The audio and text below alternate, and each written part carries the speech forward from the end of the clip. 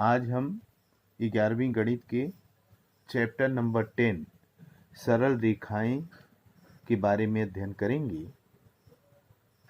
सबसे पहले सरल रेखाएं अर्थात इंग्लिश में इसे स्ट्रेट लाइंस कहते हैं। इसमें आता है कि दो बिंदुएं अगर आपको दी गई हों तो उनके बीच की दूरी अर्थात अंतर सूत्र कैसे ज्ञात करते हैं। अंतर सूत्र ज्ञात करने के लिए सबसे पहले एक बिंदु ए है जिसका निर्देशांक x1 y1 है और दूसरा बिंदु बी है जिसका निर्देशांक x2 y2 है।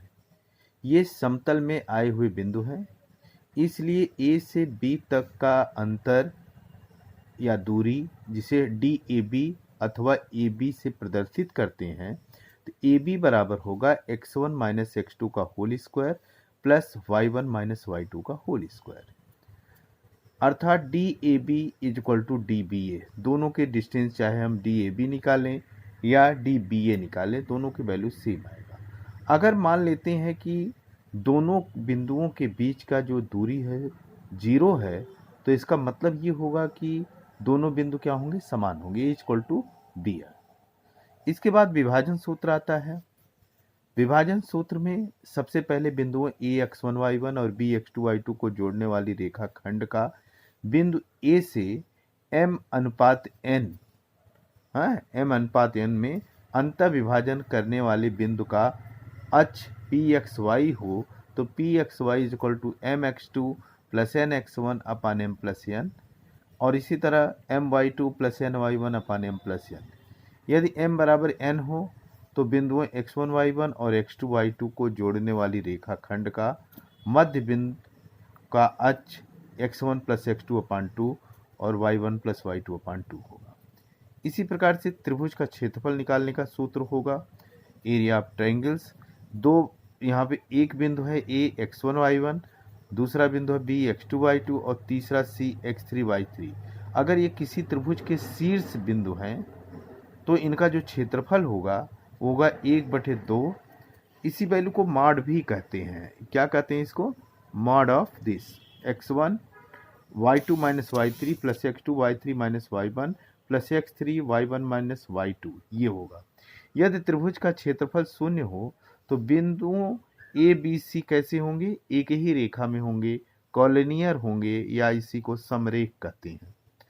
त्रिभुज का मध्य बिंदु कैसे निकालते हैं?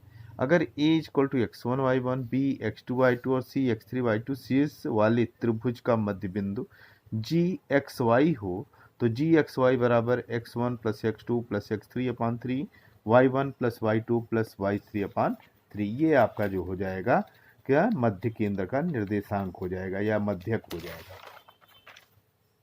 रेखा का ढाल कैसे निकालते हैं? किसी लाइन का स्लोप कैसे निकालते हैं? यदि रेखा L में x अक्ष की धन दिशा के साथ घड़ी की चलने की दिशा के विपरीत यानी एंटी क्लॉकवाइज दिशा में थीटा कोण बनाए तो tan थीटा रेखा का क्या कहलाता है? ढाल कहलाता है।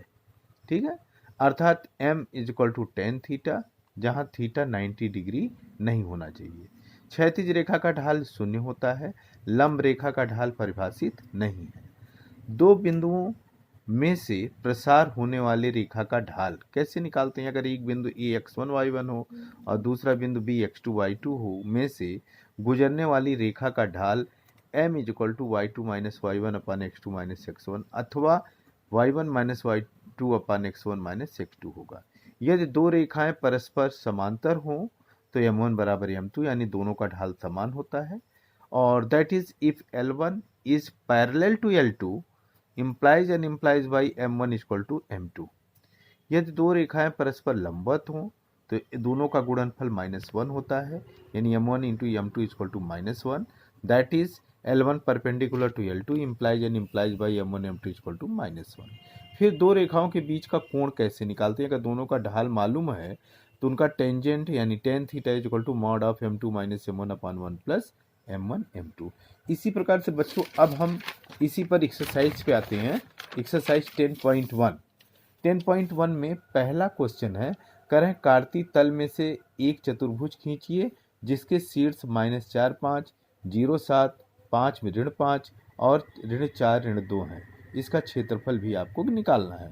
सबसे पहले चतुर्भुज ABCD में A का निर्देशांक मालूम, B का मालूम, C का मालूम और D का मालूम है।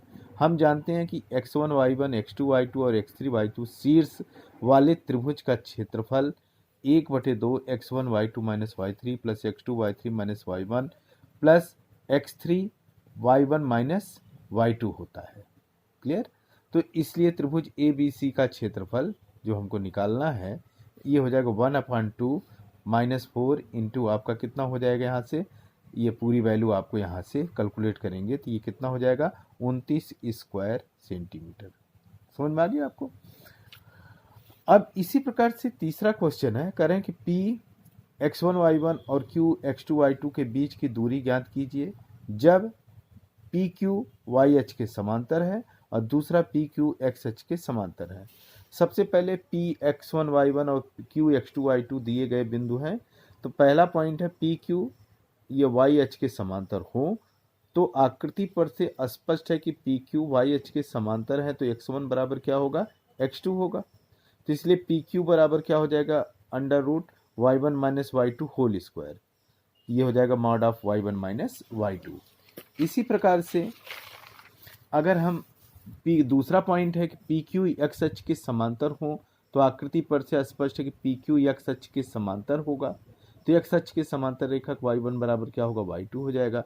तब इसलिए दोनों के बीच की distance PQ equal to x1 minus x2 whole square या mod value of x1 minus x2।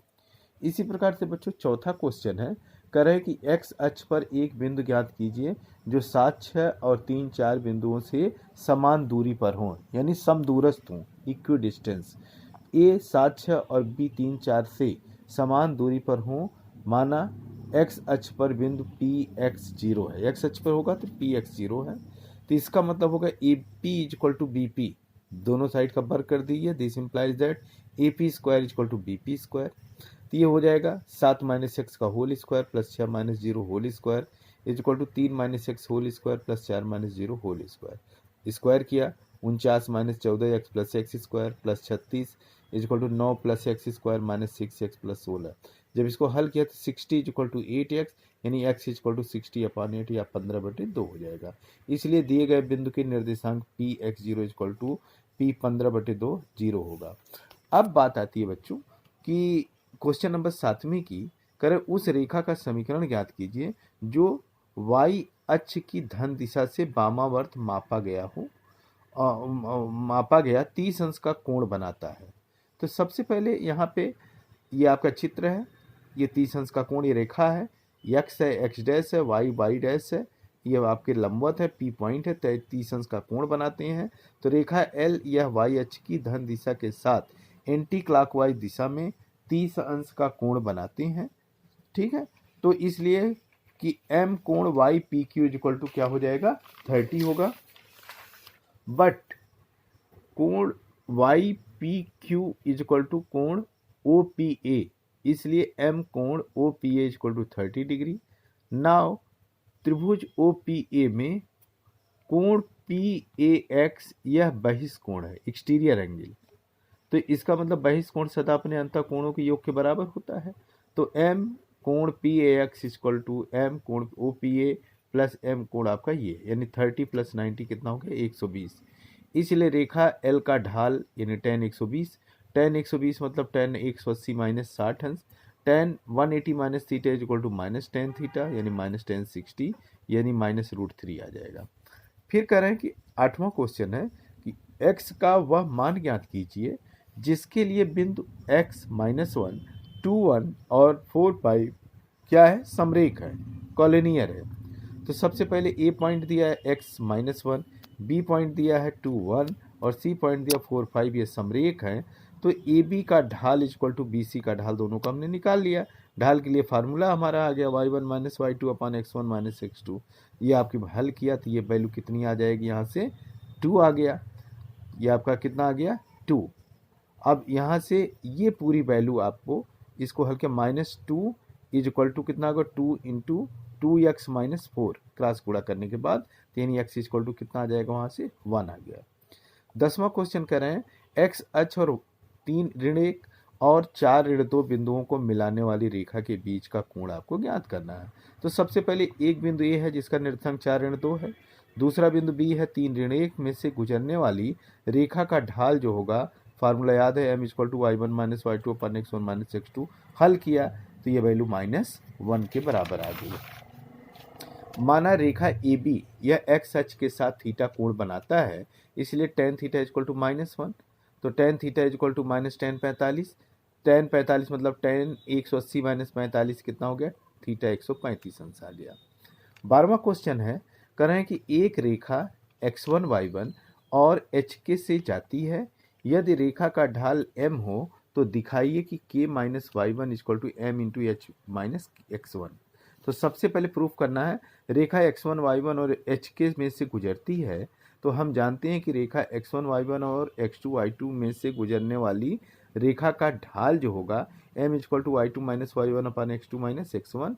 तो x1 y1 और hk में से गुजरने वाली रेखा का ढाल m बराबर k - y1 / h - x1। Cross multiply कर लिया और ये सिद्ध हो गया हमारा। 13वें क्वेश्चन में क्या कर रहे हैं, यदि 3 बिंदु h0 a b और 0 के एक रेखा पर स्थित है तो दिखाइए कि a/h + b/k = 1। बहुत इंपॉर्टेंट क्वेश्चन है बच्चों। यहाँ पे a पॉइंट दिया h0, b ab और c 0 के 3 भिन्न बिंदुएं एक रेखा पर है, अर्थात तीनों बिंदु क्या होंगे, समरेख होंगे। तो ए बी का ढाल बराबर ए सी का ढाल, b - 0/a - h = k - 0/0 - h।